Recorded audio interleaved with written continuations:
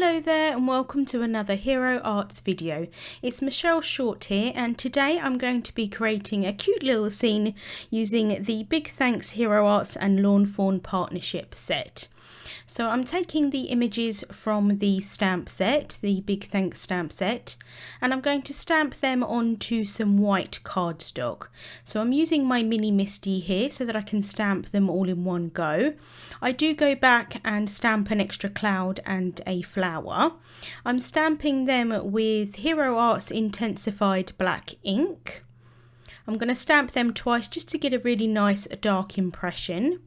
And then I'm going to colour them using Copic markers. I have sped this portion up quite a bit. It's very sort of basic colouring, but I have listed the colours on the screen. So I'm just colouring in the birds with some yellow colours and then the flowers and the butterfly with some purples. I thought the colours would go quite nicely together. And then for the clouds, I'm just using some blue-green colours. I'm concentrating most of the colour towards the bottom of the clouds. I want them to still be fairly light and airy, but I like to add a bit of colour to them. And then for these adorable rhinos, I'm colouring them with some warm grey markers. So I'm going from darkest to lightest, as you can see here. That's just my preferred method of colouring, but obviously whatever works best for you. So I'm going in with my darkest shade first, which is the W5, and then blending that out with the W4. These are such adorable little critters. I really enjoyed colouring these in. And then I'm going in with the W3 to blend that out further. And then I do use the W2. Mine is actually running out quite a bit. I do need to refill it. So I went back in fairly quickly with the W1 to blend that out to the lightest shade for the bodies. And then for the heads, I just went in with the W0 as my lightest colour. For the horns, I'm using E53 and E50. And then R0 and R000 for the ears. And then I'm going to run that through my die cutting machine with the coordinating dies to cut those out. Next, I'm going to work on my sentiment, and I've taken 2 sentiments from the set, but because they're separate sentiments, I want to stamp them as one whole line. So I'm just using a grid transparency there just to line them up. And then I'm going to ink those up with the clear embossing and watermark ink. So I have prepped my cardstock with an anti-static powder tool, just inking up those stamps, and then I'm going to stamp that down onto Hero Hues pitch black cardstock. And then I can apply some detail white embossing powder. So I'm just tapping off the excess there, and then I can heat that until it's completely melted.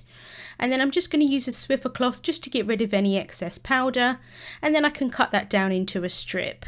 Here I have the grasses die from the Thorn Tree and Grasses Fancy die set.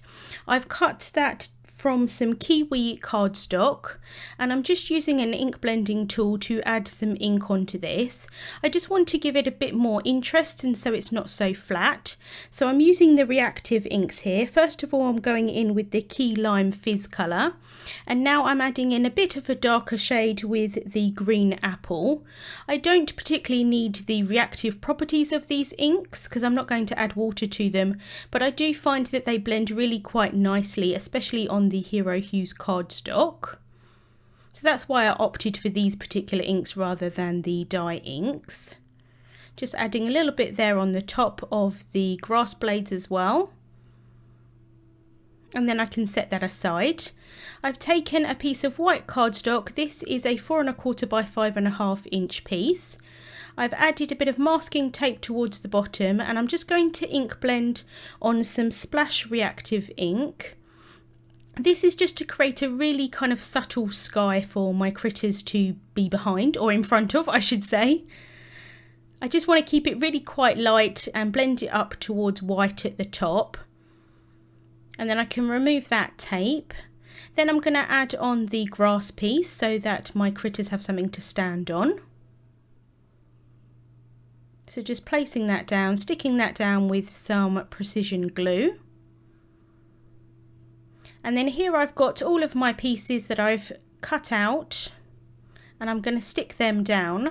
I started off by sticking down a cloud and the butterfly, and then realised that I hadn't added my sentiment, and I need to cut that down after I've added it.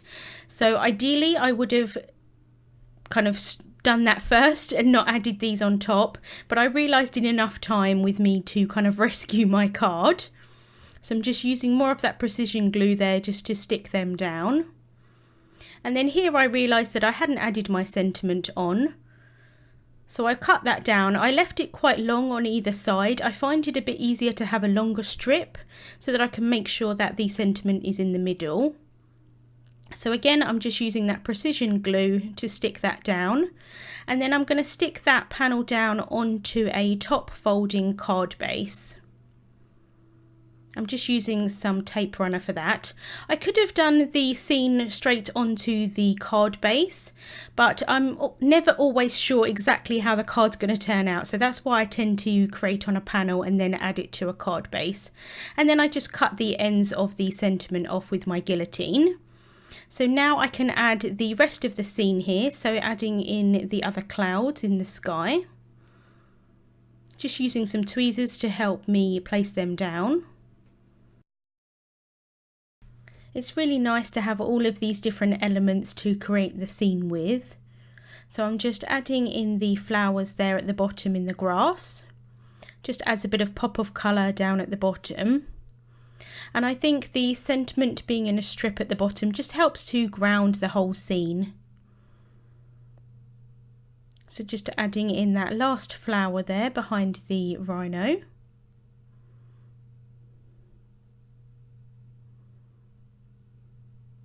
And then I'm going to take the rhinos and the birds and add some foam tape onto the back of them. I wanted them to be popped up just so that they're a bit more of the focal point of the scene.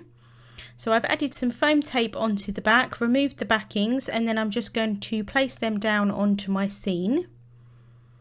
I'm just placing them lightly to start with, just in case I want to move them around. And I did kind of move them around a little bit, so it's quite nice not to kind of push down straight away. And then once I'm happy with the scene, then I can press down. And then for the birds, I thought that they would be quite cute just being on the back of the rhinos. And so that's the card finished for today. We're really happy that Lawn Fawn has partnered with us to create this adorable set to celebrate our 45th anniversary.